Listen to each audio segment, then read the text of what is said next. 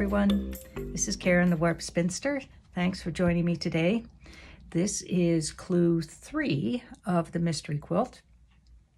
And in clues 1 and 2, we figured out what fabric we were going to use, which squares we're going to use. And in clue 2, we sewed them into strips that have 6 squares in them, 3 squares, 2 squares, and then we left some squares single. We are today going to be talking about cutting the background of the accent fabric, and then we're going to do piecing a little bit later, but we'll start with this cutting. I'm using this white as the background and this charcoal as the accent fabric. Let's start with the background fabric. There are a couple of things I want to review. There are quite a few newbies, newer quilters, and I want to go over a couple of basic cutting things with them. If you're a more experienced quilter, bear with me, treat it as a review, or fast forward. We are going to be, first of all, cutting strips of fabric that are selvage to selvage. So here's the fold, here's the selvage. This came off of the bolt with a pretty funky fold, so I've had to adjust for that as I was pressing and cutting, but that actually is a good opportunity for me to show you a couple of things. So we're going to be cutting strips this way. And a couple of things to keep in mind as you are doing that. So I've got the selvage up at the top and the fold at the bottom. You can't see the selvages, but that's all right. The important part that I want to talk about at the moment is down here. So I'm going to take one of my long rulers, a 24-inch, that's going to go from the fold up to the selvage. I don't have to move it or the fabric. When I am getting ready to cut the width, I want to make sure that I have a line that a perpendicular line here on my ruler. I'm going to be cutting here, but I want one of these lines to line up along this fold. That will prevent what we call an elbow. So if you cut it like this and it's crooked, when you open it up, you're going to have an elbow shaped like this. This is exaggerated, but once you have cut that elbow into it, there's no way you can recover that, because if you cut off from here, then you don't have enough there. Just trust me, you want to make sure that you have this lined up. As you are moving fabric across, you are going to want to keep lining that up and make adjustments if you need to. Now, in this case, I have quite an uneven edge here, and you always want to straighten your edge. So I would take my ruler. First thing I do is line it up against the fold, check to make sure that I have fabric to trim up there, and then I will just trim it so that this edge that I'm going to measure from is going to be even and perpendicular to this fold. I'm right-handed. If you are left-handed, it will be the opposite. So that's important that you not have an elbow. It's especially important when you do the accent fabric, but it's a good habit to get into anyway. You'll be making quite a few cuts, and as you're going across and making cuts, every time you move your fabric, check to make sure that you don't need to straighten up that edge a little bit so that you actually have the width of the fabric, the width of the strip that you want for the entire length of the fabric. The other thing I want to talk about is we are going to be making 8.5-inch cuts, and I happen to have an 8.5-inch wide ruler, which makes that really, really easy, but you may not have that. If you have 2 rulers that are, say, I've got 2 6-inch rulers here. This one is not 24 inches wide, but that's okay. If I need 8.5 inches, then I'm going to take 6.5 inches from this ruler, or 6 inches from this ruler, excuse me. This is a 6-inch ruler. And then I need 2.5 inches from this ruler in order to make 8.5, right? So if this edge were straight, and it is not, but we'll pretend that it is, then I would line up the 2.5-inch line on the straightened edge over here and then lay my 6.5 against it. And I always check myself, so I've got 6 here, 7, 8.5. And then I can use my 24-inch ruler to cut. This ruler is long enough, as long as I have it perfectly lined up on the edge here. If I butt this one up against it, I have to make sure that I'm holding this when I butt this one up, of course. Then once I've got this well set, it doesn't matter if that one moves because I already know where my line is here. If you only have one ruler, worst comes to worst, then use the lines on your mat. But whenever you can use your ruler, use the ruler to measure rather than your mat, because your ruler is more accurate than your mat. So that's your, if you only have one ruler, then use the lines on your mat. All right. Now, back to the cutting that we're going to do. Let's talk about, first of all, strips. So the first strips that you're going to cut, and I'll show you all of those measurements in a moment, but the first one that you're going to cut, for example, are strips that are 8.5 inches by the width of fabric. So this is 8.5 inches here. Here's the fold, here's the selvage. So this is 8.5 by WOF, or width of fabric. In other words, just how we talked about cutting it from the fold up to the selvage edges here. Now, the way I have figured the fabric amount that you need is based on a particular way of cutting what was the most efficient use of fabric. And I will let you know how many strips of each fabric, and then you're going to subcut them. So for example, this is an 8.5 inch strip, and the pieces that we need are 8.5 by 6.5.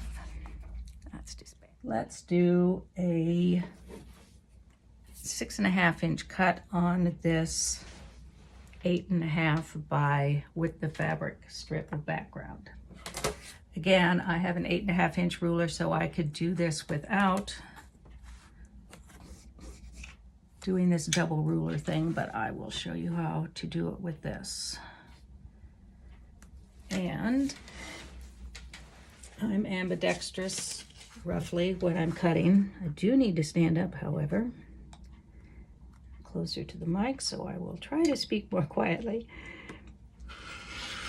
If you are not ambidextrous with cutting, then you will want to turn your fabric, your mat, or walk around the table and cut it so that it is proper for your handedness, whether you are right or left-handed. This is a 6-inch ruler, and I need a 6.5 inch cut. So I'm going to take this 6-inch ruler, and I need a 1/2 inch from this ruler in order to make my 6.5. So I'm going to line up this 1/2 inch line over here, and my 6-inch ruler up against that. So now I have 6 here and a 1/2. I'm making sure that I'm cutting it straight here as well. Looks like it's a little bit off here. And now I can make my cut, keeping my fingers out of the way and always closing my blade when I set it down. And there we have our 6.5 by 8.5 inch. Now a little more detail about how we're going to cut these. First of all, we're going to cut the fabric into strips of particular widths and by the width of fabric from fold to selvage. So roughly 40 inches. I always use 40 inches when I figure fabric. Often fabric will be wider than that, but more and more often now it isn't 42 or 44 inches wide. And if people happen to be washing their fabric, there's going to be some shrinkage. So know that when I figure things, I'm figuring it based on 40 inches of usable width of the fabric. If you end up with extra at when you finish cutting and you have more than you think I should have specified, it's because I had to base it on 40 inches. You may end up with a little bit for your crumbs or your strip stash. All right, so we're going to be cutting strips of a certain width by width of fabric, and then we're going to subcut those into pieces. For example, we're going to, in the background, cut a strip that is 8.5 inches by the width of fabric. So here's selvages, here's fold. This is 8.5 inches. And then I'm going to subcut each of those into 6.5 inch segments so that I'll end up with a piece that's 6.5 by 8.5. And these are the pieces that we're aiming for. I have another cheat sheet here that will give you a little more information, but if you are cutting it out of scraps, as I know at least one person is, rather than going with just one fabric, lengths of fabric off the bolt, then you may want to take a screenshot of that, pause the video to take notes, whatever. These are the sizes that you will need. So these 3 sizes of pieces of background, these 2 of accent for the small and the large. So for example, for the small, you'll need 60 pieces that are 6.5 by 8.5 inches, and for the large, you'll need 90 of those pieces. All right, let's take this piece, and I'm going to talk about just one section of this particular chart. I made funky 5s today. Don't know why. So our first cut is going to be 8.5 inch wide by width of fabric. So just like the piece that I showed you. And then you're going to, and you'll need 10 of those strips. So 10 8.5 by width of fabric strips for the small quilt. You'll need 15 of them for the larger quilt. Then you will want 4.5 inch by width of fabric. And for the smaller 4, and for the larger, you'll need 5 of those 4.5 inch strips. Then finally, you will want 2.5 inches by width of fabric. You'll want 4 for the small, 5 for the large. You are going to subcut each of those into 6.5 inch segments. So from each of the 8.5 inch by width of fabric strips, you are going to cut those into 6.5 inch segments, so you will have the 6.5 by 8.5 inch. In the end, you'll need 60 for the small and 90 for the large, just as we have here. For the 4.5 inch strips by width of fabric strips, you are again going to cut them into 6.5 inch segments. You'll need 20 for the small, 30 for the large. And for the 2.5 inch, you're going to, again, subcut those strips into 6.5 inch segments. You'll need 20 for the small, 30 for the large, and so on. It's going to be the same thing for the accent fabric, so we don't need to go through a separate thing for that. You'll cut 2.5 inch by width of fabric strips. You'll need 10 of those strips for the small, 14 for the large. And then you're going to subcut those into 10.5 inch segments. I want to show you something, make a suggestion for when you are cutting the accent fabric. All you need are 2.5 inch strips. You'll need, as I said, 10 for the small, 14 for the large. But you're going to make 2 sizes of subcuts here. And I want to talk about that. We're going to pretend this is a 2.5 inch segment, or 2.5 inch by width of fabric strip. It's actually, I don't know, probably about 10.5. When I subcut these, I want to unfold the strips. Often if I'm cutting strips, I will just leave them folded in half and cut. But in this case, you're going to want to press this center. If you have a fold or a crease in there, you want to press that. And then when you make the cuts, you will cut, first of all, 10.5 inch segments, and you're just going to cut as many 10.5 inch segments as you can get out of each strip. I figured this for 40 inch wide fabric, as I explained. If you have 44 inch wide fabric, then you may be able to get 4 10.5 inch cuts out of that strip. If your fabric is not that wide, you may be able to get only 3 out of those strips. So cut as many as you can out of that strip. If you can't get 4, you'll have some left over, something less than 10.5. Just cut what is left of that strip into 4.5-inch segments, so you aren't wasting that. I had a little bit left over that's going to go in my crumb pile. So cut as many 10.5-inch segments out of strips until you reach the number that you need. So for the small, you'll need 20 that are 2.5 by 10.5. For the large, you'll need 30 that are 2.5 by 10.5. Then from what's left over, cut whatever you need of the 4.5-inch segments to reach 20 and 30. 20 for the small, 30 for the large. So cut as many 10.5-inch segments as you can first until you reach this 20 or 30. And then from the remainder, you can cut 4.5-inch segments. And if you have a strip or 2 left over, it's because your fabric is wider than the 40 inches. I figured for it. All right, hope that makes sense. First of all, you're cutting strips of specific widths by width of fabric and then subcutting them as I've described here. So I'm going to leave this up if you want to do a screenshot or pause the video. Give you a little bit of time to do a screenshot. And what you will end up with are background fabrics that are 6.5 by 8.5-inch fabrics. Here's one I just creased up nicely, huh? And then you will also have 6.5 by 4.5.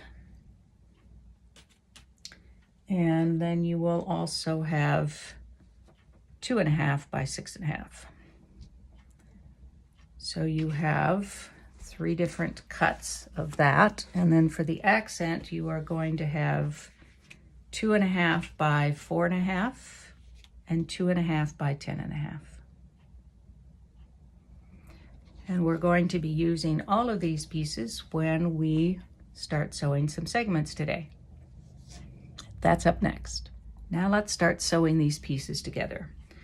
You can actually set aside your strips that have 6 2.5-inch squares in them. We aren't going to be using those today, but later on, you'll still be happy that you have them already sewed. We're going to sew 4 segments of the blocks today, and you have probably figured out we are doing blocks. For the smaller quilt, there are 20 blocks, and for the larger quilt, there are 30. For the first segment, we're going to start with a 6.5 by 8.5-inch background piece and a strip that has 3 2.5-inch squares in it. I am also going to be giving you pressing instructions as we go, and I think it would be easiest for you if I were to take a photo of these sections as I put them together, and I will add in then an arrow to show the direction that you're pressing them. And I'll just splice that into the video so you can do a screenshot, take notes, pause the video, however you want to do it. Once you've pressed one of them for each segment, then you can just use those as reference because all of your segments for all of your blocks will be pressed the same way. All right, so I'm taking the 6.5 by 8.5 and this 3 square strip here. I want the seams pressed this direction. So you can flip it around. If your seams that you've already pressed are going that direction, then flip it around so that they're going up. If you pressed your seams open, doesn't matter. Then I'm going to sew that here, right sides together, 1/4 inch seam, etc., etc.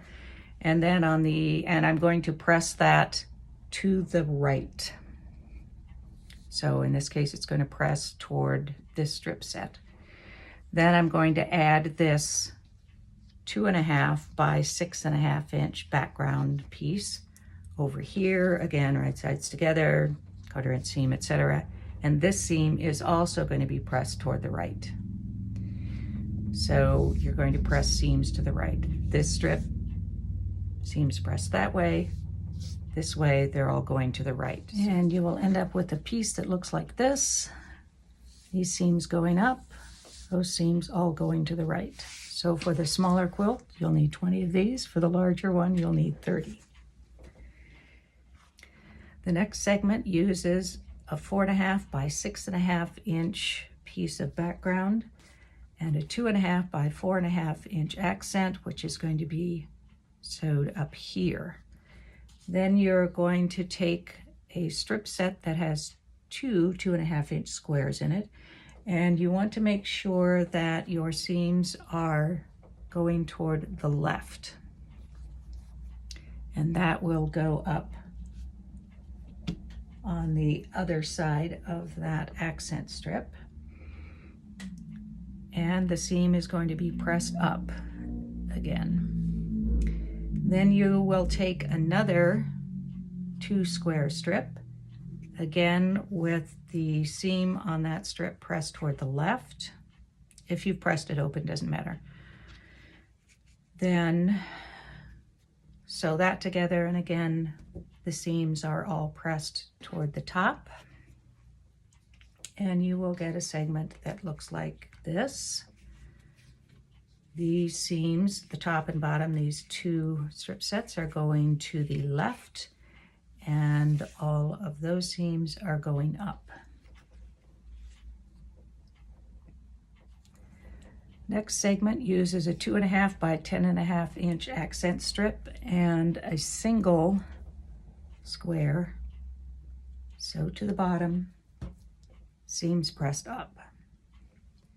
You'll notice a theme today, everything is going to be pressed up. And you end up with a strip like this, seam pressed up. The last segment is a very long segment, or tall, I guess, this way. Start with a 6.5 by 8.5 inch piece of background. I know that's going off frame, but this is the important part. And then you're going to add a 3 square strip. It doesn't matter which direction these seams are going, actually, but I think just for consistency's sake, let's have them go to the right. That's what we did in that first segment. We had them go to the right, so just so that you're always going the same direction and can check yourself, let's just make them go to the right. Sew that on, and this seam is going to be pressed this direction. Now, when I am putting a colorful darker piece against especially a white, then when I sew that seam, after I've sewed it, I am going to fold back this piece of it, this side of the seam, and then I'm going to take just a sliver off of this side of the seam so that it doesn't shadow through so much. There's not as much risk that this is going to be further back than that, and so when I turn it over, you're going to be able to see that through. It's going to shadow through. All right, then you're going to take another 6.5 by 8.5 inch background piece and sew it to the bottom of that 3 square piece. Looks like I need to do a little checking on my seam widths there. I'm a little wider here than I should be. And again, this seam is going to be pressed upward today. So again, there are 4 segments, and you make, for the small quilt, you make 20 of each. For the large quilt, you make 30 of them. I think we'll give 2 weeks to do that sewing. We all have busy lives, and some of you are making a larger quilt. So let's give that 2 weeks to get those finished, and then clue 5 will be, must be the 17th. It'll be on Sunday the 17th. I will see you back here for that. In the meantime, be well, be happy, be quilting. Peace out.